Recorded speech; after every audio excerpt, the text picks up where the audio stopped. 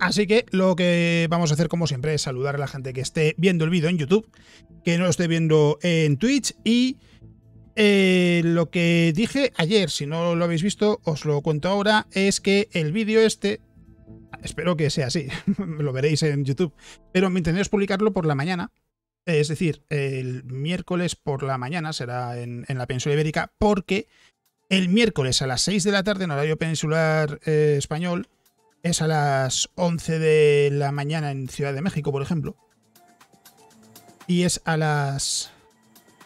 y es a las 12 de la... No, perdón, y es a la 1 de la tarde en Buenos Aires, Argentina. El lanzamiento de la misión Crew 5 con 4 astronautas a la Estación Espacial Internacional va a tener lugar y lo vamos a ver en Twitch. Entonces, si os queréis pasar por Twitch, si queréis ver el lanzamiento, lo vamos a comentar en mi canal de Twitch, lo vamos a ver en castellano. Bueno, yo me voy a encargar de traducir lo que haya que traducir que sea interesante.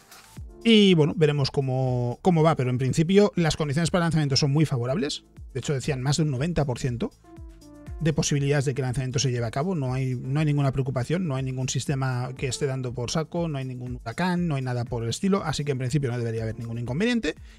Y lo que vamos a hacer es, ahora sí, repasar las noticias del día. Hoy va a ser también sección más o menos cortita.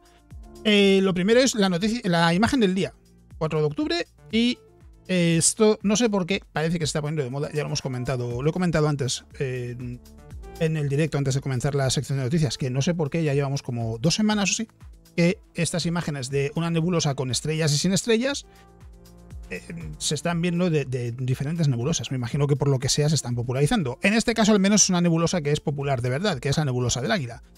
Es la nebulosa en la que se encuentran los pilares de la creación. Y aquí está la imagen, cómo es la nebulosa si le quitamos todas las estrellas y cómo es con todas las estrellas que podemos ver en el entorno de la nebulosa. En la descripción lo que pone es todo esto parece un águila. Supongo que sí. No lo termino de ver del todo, pero bueno, aceptamos pulpo. Un vistazo más cercano al centro de la nebulosa del Águila, sin embargo, muestra que la región brillante es en realidad una ventana al centro de una coraza más grande y oscura de polvo. Un caparazón, vamos. A través de esta ventana se puede ver un taller muy iluminado, donde un nuevo cúmulo abierto de estrellas, un cúmulo abierto es precisamente el nombre que se le da a una agrupación de estrellas recién nacidas, que están unidas por su gravedad durante los primeros millones de años y terminan dispersándose. Las Pléyades, por ejemplo, es un cúmulo abierto y con el paso del tiempo, en cuantos millones de años, las estrellas, cada una de las estrellas del cúmulo de las Pléyades habrá seguido su propio camino, igual que le pasó al Sol hace miles de millones de años. Aquí se está formando un cúmulo abierto de estrellas. En esta cavidad hay altos pilares y glóbulos redondos de polvo oscuro y de gas molecular frío permanecen en esa región donde las estrellas se están formando. Paradójicamente, quizás es más fácil apreciar esta impresionante fábrica de formación de estrellas al verla sin astros. Puede ser, sí, no sé. No sé si estoy de acuerdo, pero bueno. Que han sido eliminados digitalmente en esta imagen. La nebulosa de emisión del Águila, también conocida como M16 o Messier 16, está a unos 6.500 años luz de la Tierra, mide unos 20 años luz y es visible con prismáticos en la dirección de la constelación de la Serpiente o Serpens. Crear esta imagen ha supuesto 22 horas de imágenes y combinación de colores emitidos específicamente por el hidrógeno y el oxígeno, en rojo y azul. ¿Vale? La imagen es de Gianni Kakar y básicamente esta es la versión sin estrellas. No está la versión con estrellas, pero bueno, aquí podéis ver los pilares de la creación, seguramente la región más famosa de toda la nebulosa del Águila, y esta es la aguja, la torre helada, tiene diferentes nombres. Yo el que he oído más o menos es el de la aguja, de Spire en inglés. Y bueno, verlas y sin estrellas pues se hace raro, la verdad. O sea, entiendo bueno, sí, por verlo de una manera diferente, vale, bien, pero no, o sea, no es su aspecto real. No es su aspecto real. Pero por lo que sea, últimamente está de moda esto de poner imágenes de nebulosas sin estrellas en su entorno. Y al margen de eso, tenemos noticias Y bueno, esta es... Aquí deberíamos poner cara de sorpresa y fingir que no nos lo esperábamos. Y fingir que nadie se lo esperaba. Era algo inimaginable, era algo que nadie se podía ver venir. Rusia, la Agencia Espacial Rusa, más bien, busca extender su participación en la Estación Espacial Internacional más allá de 2024. Pone 2 puntos oficial. La Agencia Espacial Rusa está comentando con Moscú una continuación de su participación en la Estación Espacial Internacional más allá de 2024, ha dicho un representante de Roscosmos este pasado lunes. Sergei Krikalev, director del programa de vuelo espacial tripulado de Rusia, le ha dicho a los periodistas que Roscosmos ha comenzado a comentar la posibilidad de extendernos la participación en el programa de la Estación Espacial Internacional con nuestro gobierno y esperamos tener permiso para continuar el próximo año. Entiendo que aquí más que el próximo año se refiere a más allá de 2024. Porque el próximo año van a estar de todos modos, sí o sí. Con los lazos entre Rusia y Occidente rompiéndose por la guerra en Ucrania, el jefe de Roscosmos, Yuri Borisov, había anunciado durante el verano que Rusia abandonaría la Estación Espacial Internacional después de 2024 y que buscaría construir su propia estación espacial. No ha dicho, no definió ninguna fecha concreta para ese plan. Krikalev ha admitido que construir una nueva estación no es algo que vaya a suceder rápidamente, así que seguramente, aquí abren comillas, seguiremos volando hasta que tengamos alguna infraestructura nueva, vamos, hasta que tengan su propia estación espacial. Sus afirmaciones en inglés tuvieron lugar durante una conferencia, una rueda de prensa de la NASA con motivo del lanzamiento el miércoles de un cohete de SpaceX que llevará a una cosmonauta rusa, 2 astronautas americanos, estadounidenses, y un astronauta japonés a la Estación Espacial Internacional. Los países socios de la Estación Espacial Internacional, Estados Unidos, Rusia, Europa, Canadá y Japón, están por el momento solo comprometidos a operar el laboratorio espacial, a mantener el laboratorio espacial en funcionamiento hasta 2024, aunque los representantes de Estados Unidos ya han dicho que les gustaría seguir hasta 2030. De hecho, la idea de la NASA es que dejase de estar en funcionamiento en 2031. El sector espacial es una de las pocas áreas de cooperación que han sobrevivido a las extremas tensiones entre Estados Unidos y Rusia desde que Moscú invadiera Ucrania en febrero. Ya os digo, o sea, aquí es de... No, increíble, no me lo podía imaginar, sorpresa. ¿Quién podría esperárselo? Ya cuando lo anunció Borisov en verano, yo subí un par de vídeos cortos y lo comenté. Y lo decía, es la sensación en Rusia, de los expertos de la industria espacial rusa y de cómo está la situación económica en Rusia en cuanto a proyectos espaciales, es que de ninguna manera Rusia podría tener una estación espacial preparada para 2024. De ninguna manera. Y de hecho ni siquiera para esta década. O sea, lo que decían es, haría falta un presupuesto muchísimo mayor que el que tiene Roscosmos en la actualidad para tener la estación lista en 10 años.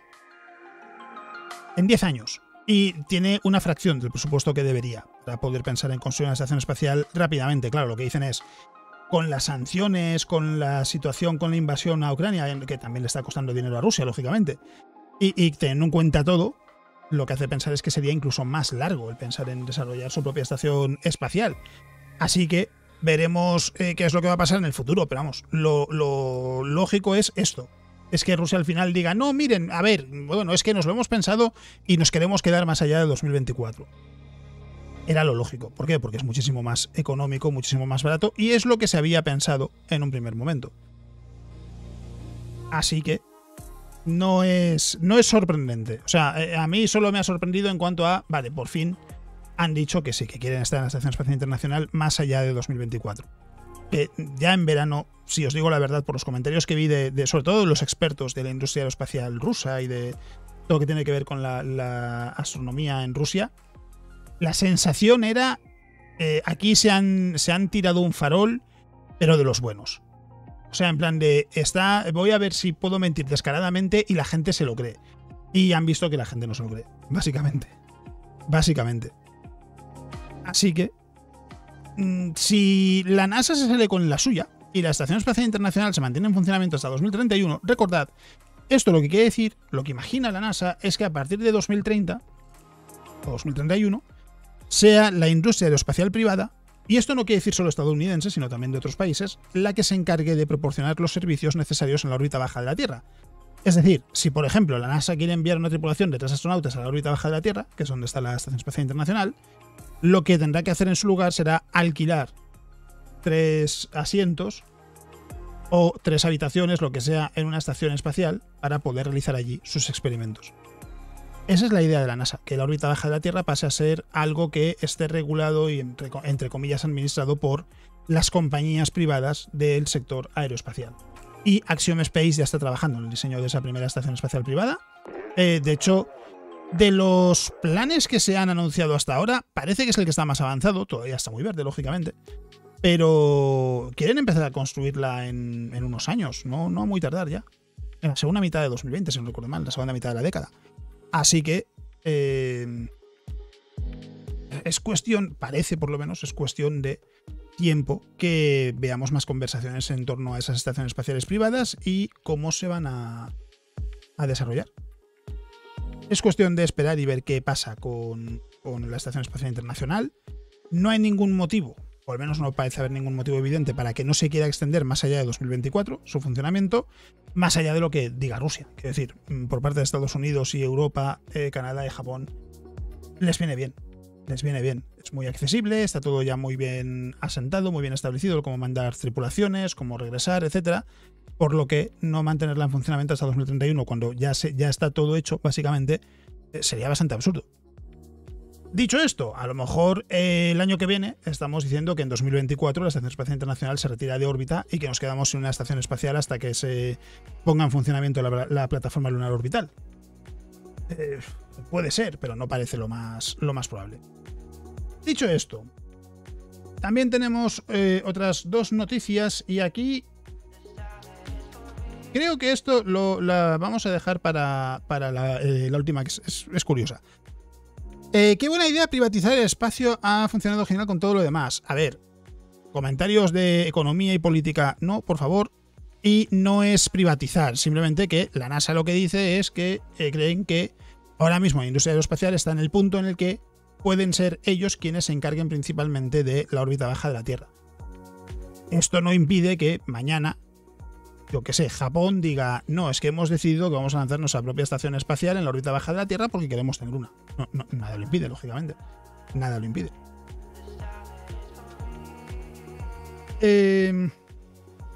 Este artículo lo que dice es spin es giro, rotación. Imagino que aquí se refería a rotación. Porque no he leído el artículo, he visto el título y he pensado, digo, parece interesante.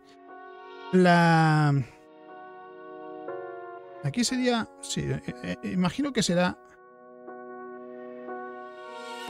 Sí, la rotación. Los cambios... el cambio de la rotación muestra cómo las galaxias crecen a partir del tejido cósmico. La alineación entre el giro o las rotaciones de las galaxias y la estructura a gran escala del universo desvelan los procesos por los que los diferentes componentes de las galaxias se forman. La estructura a gran escala del universo se puede desentrañar, se puede entender por la distribución de galaxias. Este tejido cósmico consiste de grandes estructuras filamentarias que enlazan gigantescos cúmulos de galaxias. En un nuevo estudio publicado en la revista Monthly Notices of the Royal Astronomical Society, se detalla que las galaxias con bulbos más grandes tienden a girar perpendiculares a los filamentos en los que se encuentran embebidas. Sí. Por allá que se utilizan embebido en castellano. Mientras que las galaxias con bulbos más pequeños tienden a girar en paralelo a esos filamentos. Todo está relacionado con la masa del bulbo, dice la astrofísica Stefania Barsanti de la Universidad Nacional de Australia, que es la autora del estudio y miembro del Centro de Excelencia Astro 3D. Las galaxias que son principalmente... las galaxias que tengan principalmente un disco con un bulbo de poca masa tenderán a tener su eje de rotación en paralelo al filamento más cercano. Esto se debe a que se forman principalmente por el gas que se precipita en el filamento y rolling it up. Y se enrolla, es que es... A ver. Bueno, sí, enrollándolo, sí. Acumulándolo en realidad, es como acumulando el gas que va precipitándose en el filamento. Los bulbos de galaxias crecen cuando las galaxias se fusionan, generalmente al moverse a lo largo del filamento. Así que las fusiones de galaxias, las colisiones de galaxias, también tienden a cambiar la alineación entre la rotación de la galaxia, el giro de la galaxia y el filamento de paralelo a perpendicular. Creemos que estas fusiones son más probables en galaxias que se muevan a lo largo de los filamentos hacia la una hacia la otra. La dirección de estas colisiones es lo que dictará el giro del eje de rotación. Dice el profesor Scott Crum, que es astrónomo en la Universidad de Sydney y es coautor del estudio. El descubrimiento arroja luz en la formación de dos grandes componentes de las galaxias y cómo se relacionan con las estructuras a gran escala y los movimientos de materia en el tejido cósmico. Nuestra motivación era entender por qué las galaxias giran y cómo adquieren su momento angular del material que las compone, ha dicho la doctora Barsanti. A través de este estudio podemos entender cómo las colisiones tienen un papel importante en la formación de galaxias, tanto en el componente del bulbo central como en la rotación, en el cambio del giro. Añade ella. Esto apunta a canales de formación particular para cómo las galaxias comienzan a girar y cómo ese giro cambia a medida que la galaxia evoluciona. Aunque esta evolución ha sido sugerida por simulaciones por ordenador, este estudio es el primero en el que los científicos han utilizado la observación directa, es decir, han observado galaxias de verdad, para confirmar el crecimiento de un bulbo central en una galaxia que pueda provocar que cambie la inclinación de su giro. Es una señal sutil que es muy difícil de detectar en las observaciones, ha dicho la doctora Barsanti. Esto ha sido posible con la llegada de la espectroscopia de campo integral, una técnica en la que un instrumento óptico combina la espectrografía y la capacidad de creación de imágenes para construir una imagen en 3 dimensiones de una galaxia y al mismo tiempo resolver sus movimientos internos. El estudio ha utilizado un espectroscopio llamado SAMI, que está incorporado al telescopio anglo-australiano de 3,9 metros de ancho, localizado en Siding Spring, en Nueva Gales del Sur. Los investigadores han utilizado SAMI para observar 3.068 galaxias entre los años 2013 y 2020. Esta enorme cantidad de datos ha llevado años de estudio y ha proporcionado evidencias directas para el estudio que se ha publicado. Con la campaña de observación de galaxias de SAMI, tenemos espectroscopia resuelta espacialmente literalmente en el espacio, permitiéndonos crear un mapa de la galaxia con el espectro en muchos puntos a lo largo de la galaxia. Me imagino que de una galaxia en particular. Dice Barsanti. Esto lo que nos dice es los movimientos internos de las estrellas y el gas en esa galaxia, así podemos medir su giro global. Estos resultados permitirán tomar decisiones sobre la siguiente gran fase de nuestra investigación, la campaña de galaxias Héctor. Héctor es un espectrógrafo de próxima generación que reemplazará a SAMI en el telescopio anglo-australiano que utilizaremos para analizar unas 30.000 galaxias. El profesor Stuart White de la Universidad de Melbourne, que es director de Astro 3D, dice que el estudio permite avanzar en los objetivos clave del Centro de Excelencia de rastrear la distribución de materia desde los inicios del universo hasta el presente y construir una imagen en 3D de la formación y evolución del universo que vemos hoy en día. Utilizando la potencia de la campaña de observación de galaxias SAMI, que ha medido la estructura en 3D de galaxias individuales, así como su posición en el espacio, este estudio muestra cómo los movimientos de la masa en galaxias y las posiciones de las galaxias están conectados, que es una pieza esencial para entender cómo se ensamblan, cómo se montan las galaxias, dice el profesor White. Debería ser White la pronunciación. El estudio ha sido llevado a cabo en colaboración con investigadores de la Universidad Nacional de Australia, la Universidad de Sydney, la Universidad Johns Hopkins, la Universidad de Hamburgo, la Universidad de Cambridge y la Universidad Macquarie. Bueno, es interesante eso, que resulta que la inclinación de la galaxia, del giro, del eje de giro de la galaxia, lo que dice básicamente es cuál es su inclinación. O sea, indicaría la orientación del filamento, claro. O sea, las que tengan un bulbo más grande van a estar alineadas como era, en paralelo con el... en perpendicular. las que hayan pasado por colisiones, y las que no, las que tienen un bulbo más pequeño en paralelo con el filamento. Es de esos estudios que quizás entra en la definición de lo que decía yo ayer, que es la de, son estudios que están bien, son más o menos técnicos, pero bueno, pueden ser chulos, pueden ser interesantes, pero claro, para mencionarlos una vez, de pasada, como este, porque no hay mucho más en lo que ahondar, y ya está. Pero claro, si todas las noticias fuesen de este estilo, repasando noticias así, la mayoría de la gente se perdería. Se perdería porque yo al final termino también con dolor de cabeza. Si empiezo a noticias esta una detrás de otra, termino con dolor de cabeza porque al final llega un momento en el que ya no sabes de qué estás hablando porque además cambias de un tema a otro. No son todo noticias de un mismo tema, son de temas diferentes. Así que nada, eso, que también se puede estudiar las galaxias para entender cómo es la estructura del universo a gran escala y qué nos dice eso sobre cómo se forman las galaxias. Viene a ser el resumen, básicamente. Y esta que ha llamado la atención, porque el título lo que dice, el gas de la risa encontrado en el espacio podría significar vida. Claro, yo ya he visto, según he visto el título, esto es un concepto artístico de Trappist 1, de hecho lo pone, bueno, aquí no pone que sea un concepto artístico, pero lo pondrá en el texto que no se ve y es evidente, lógicamente. Y claro, a mí todo lo que tenga que ver con la vida extraterrestre, con la posibilidad de que haya vida extraterrestre, me interesa. Es algo que me gusta desde que era un renacuajo. Los científicos en la Universidad de... ¿Es California Riverside? Sí, Universidad de California Riverside. Están sugiriendo que falta algo en la plantilla típica de elementos químicos que los astrobiólogos utilizan para buscar vida en planetas alrededor de otras estrellas. El gas de la risa.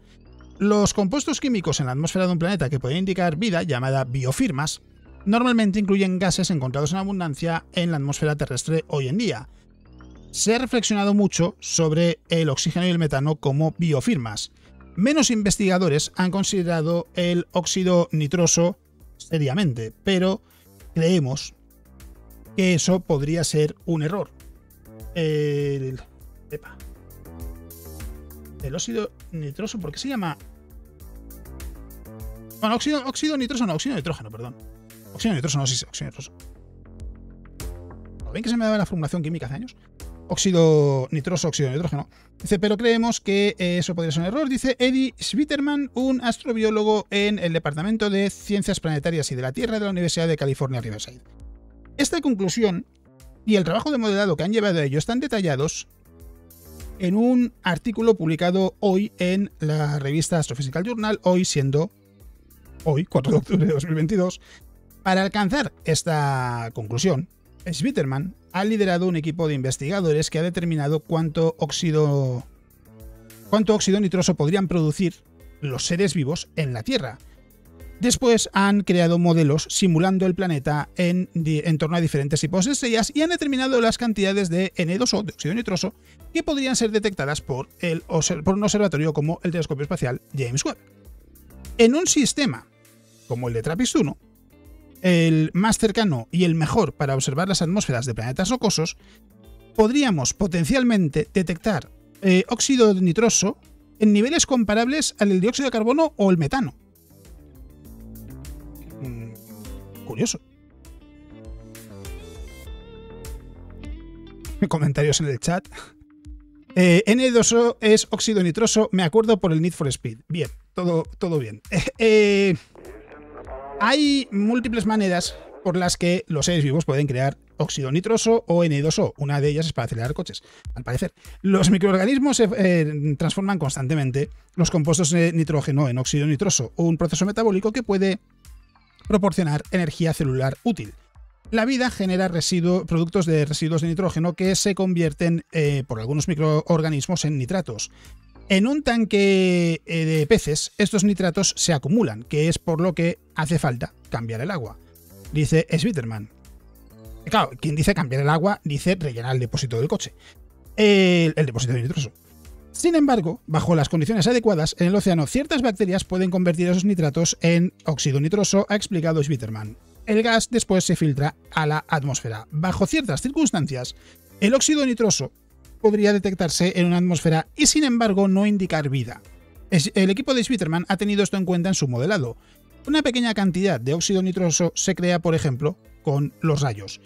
Pero junto al óxido nitroso, los rayos también crean dióxido de nitrógeno, que ofrecería a los astrobiólogos una pista sobre la meteorología no viviente, meteorología, no tiene sentido, non-living weather. No conozco casos de meteorología viviente, o por lo menos ahora mismo no caigo en a qué contexto hace referencia, pero bueno, de meteorología o procesos geológicos que hayan creado el gas. Otros que hayan considerado el óxido nitroso como una biofirma, como un gas que sea una posible biofirma, a menudo concluyen, otros estudios, a menudo concluyen que sería difícil detectarlo desde tanta distancia. Schwitterman explica que esta conclusión se basa en concentraciones de óxido nitroso en la atmósfera de la Tierra en el presente. Dado que no hay mucho en este planeta, que está rebosando vida, algunos creen que también debería ser difícil de detectar en otros lugares. Esta conclusión no tiene en cuenta los periodos en la historia de la Tierra donde las condiciones oceánicas habrían permitido una mayor liberación biológica de óxido nitroso. Las condiciones en esos periodos podrían reflejarse en un exoplaneta en el presente. Nos las podríamos... las condiciones en esos periodos podrían reflejarse en el punto en el que un exoplaneta se encuentre hoy en día. O sea, puede haber exoplanetas hoy en día que estén en el mismo punto de la historia de la Tierra en el que podía haber una mayor concentración de óxido nitroso en la atmósfera. Schwitterman ha añadido que las estrellas comunes, como las enanas de tipo K y M, es decir, enanas naranjas, que son las de tipo K, y enanas rojas, que son las de tipo M, producen un espectro de luz que es menos efectivo a la hora de romper la molécula de óxido nitroso que nuestro Sol. Nuestro Sol es una enana amarilla, una enana de tipo G. Non-living weather sin clima activo podría ser. Podría ser. No lo sé. Es que no estoy seguro ahora mismo de a qué se refieren. Más allá de que entiendo que se refiere a la meteorología en la que no participa la vida, pero claro, estoy pensando, ¿y en qué meteorología participa la vida? Porque ahora mismo no se me ocurre. Estos dos efectos combinados podrían aumentar enormemente la cantidad predicha de esta biofirma en un mundo que estuviese habitado.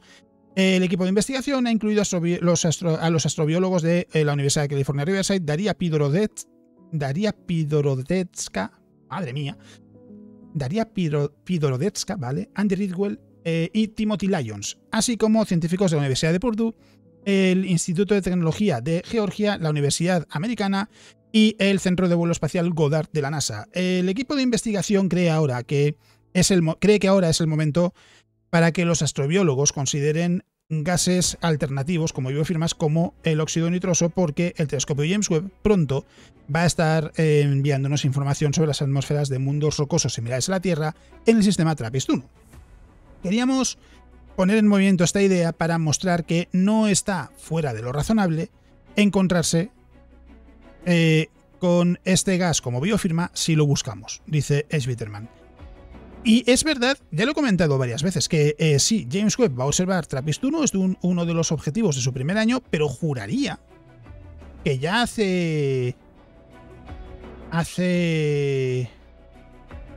cosa de un mes o algo así. Se supone que ya se había realizado una observación de TRAPPIST-1. Pero claro, viendo que no se ha publicado nada, es posible que no haya tenido lugar todavía esa observación.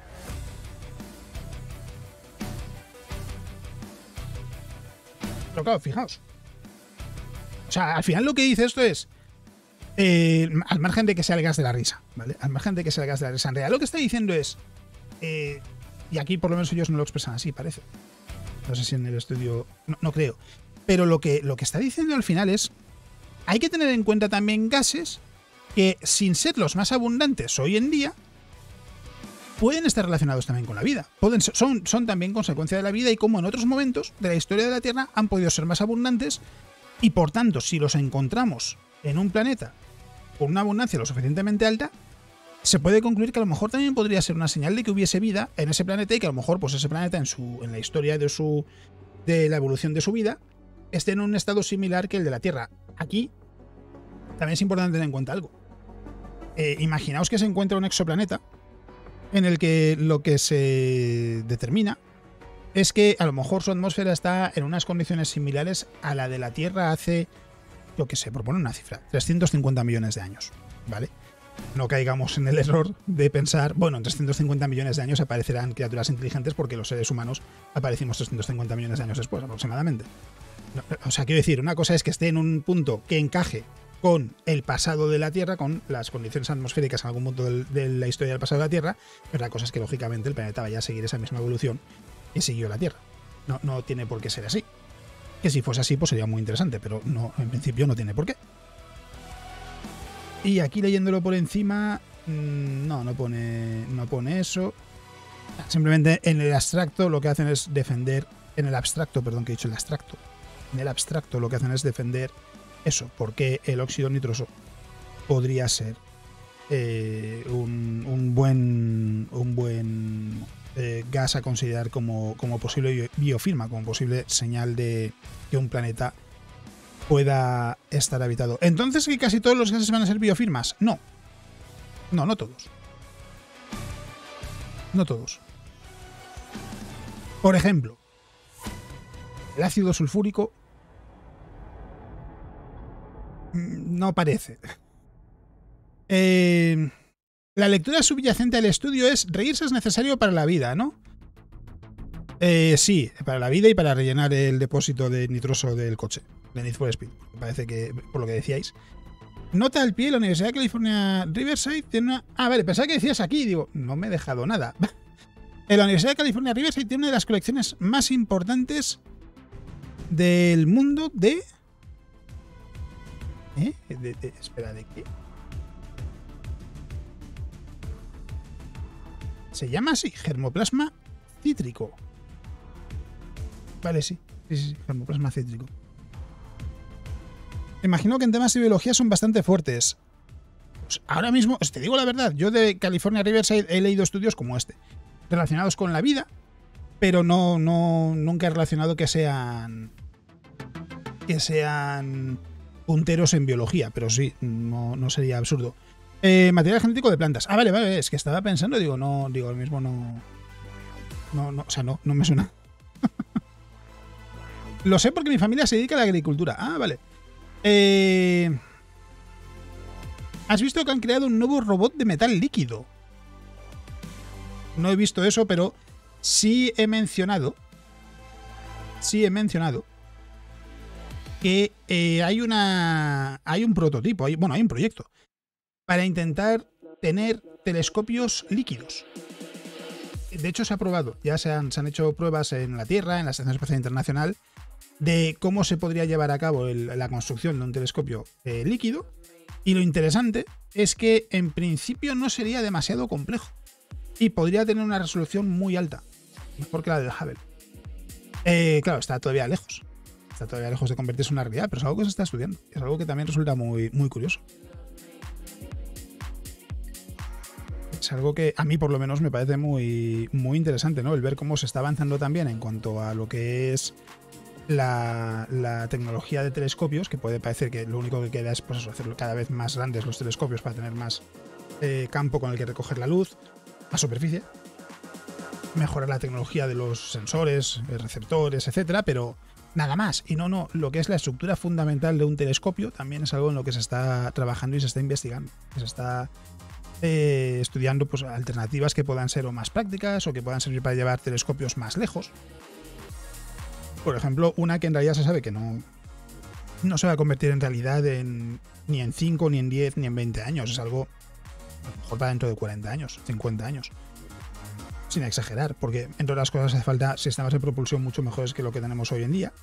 Es el de desplegar un telescopio tan lejos del Sol que podamos utilizar el Sol como una lente gravitacional. Es decir, que la propia gravedad del Sol permita amplificar la imagen de exoplanetas y que los podamos ver con la misma resolución, con el mismo nivel de detalle con el que el telescopio Hubble ve a Marte, por ejemplo.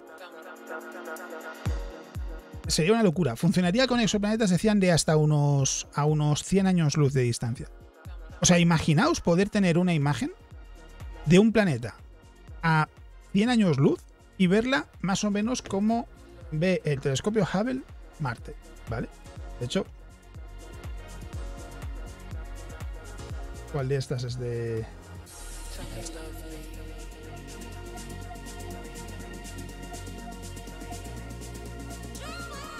sea, imaginaos poder tener una imagen tipo esto y que nos digan, no, que es que esto es un planeta a, yo qué sé, 67 años luz. O sea, sería de locos. Sería de locos. El problema, aparte de que lógicamente hace falta una tecnología que no tenemos todavía para poder pensar en ello, es que su uso sería bastante limitado. Sería bastante limitado en cuanto a que, claro, si es que claro, quería pensar cómo indicarlo, pero no tengo ninguna herramienta ahora mismo en el ordenador para enseñarlo de forma sencilla. Aunque bueno, en realidad sí que puedo hacer algo que es un diagrama del...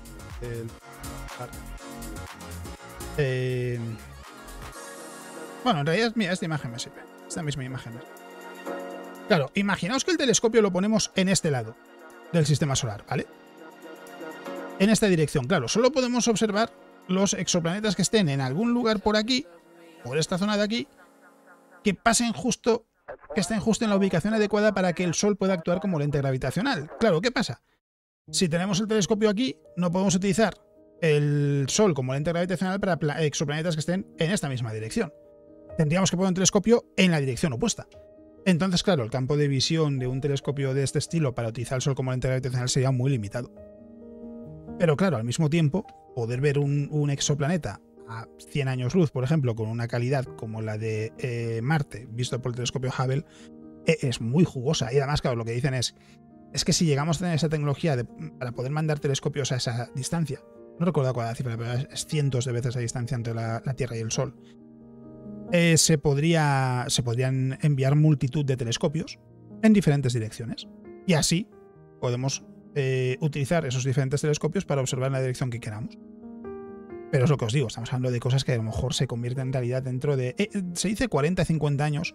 Es difuso porque, claro, hace falta sistemas de propulsión más rápidos. A lo mejor esos sistemas de propulsión más rápidos llegan no en 50 años, sino en 20. Pero luego hay que planificar la misión, hay que ver quién va a pagar la fiesta. Cosas así. Entonces, claro, estamos a muchas décadas de que se puedan convertir en realidad. Y eso, sin embargo, no impide que se pueda trabajar en ello. Así que nada, eso es lo que quería contar. Y por lo que veo, llevamos casi 40 minutos. Yo pensaba, digo, creo que sea media hora o así, que sea rapidito. Y al final, más de media hora. ¿Un telescopio se puede poner en órbita solar? ¿A qué te refieres, Juan? ¿Cómo en órbita solar? ¿En órbita alrededor del Sol? Si te refieres a órbita alrededor del Sol, sí, claro. Por supuesto. Si te refieres en la misma órbita que el Sol alrededor del centro de la galaxia, es parte del sistema solar, así que estaría en esa misma órbita. Por eso dudaba de a cuál de las dos cosas te refieres, pero vamos, sí. Si te refieres a ponerlo en órbita alrededor del Sol, sí, claro. Están en por ejemplo, el telescopio James Webb está en órbita alrededor del Sol, junto a la Tierra. Pero bueno, lo que decía, que si estáis en YouTube, eso es lo que quería contaros en las noticias de hoy. Recordad que si veis el vídeo este miércoles, y no son todavía las 6 de la tarde en la península ibérica, o el equivalente en donde estéis, las 11 de la mañana, por ejemplo, en Ciudad de México, a las 6 de la tarde se lanza la misión Crew-5. Hay más de un 90% de posibilidades de que se lance, así que en principio no debería haber problema. Envían a 2 astronautas estadounidenses, un astronauta japonés y una astronauta rusa a la Estación Espacial Internacional, así que si lo queréis ver en directo en el canal de Twitch, estaremos todos por aquí, los que suelen estar habitualmente en el chat, los sospechosos habituales, y un servidor. Así que si os queréis pasar, miércoles 5 de octubre, sois más que bienvenidos. Y nada, dicho eso, no os robo más tiempo. Muchas gracias por haber elegido el vídeo para haceros compañía este ratito y os espero en el próximo vídeo. ¡Hasta luego!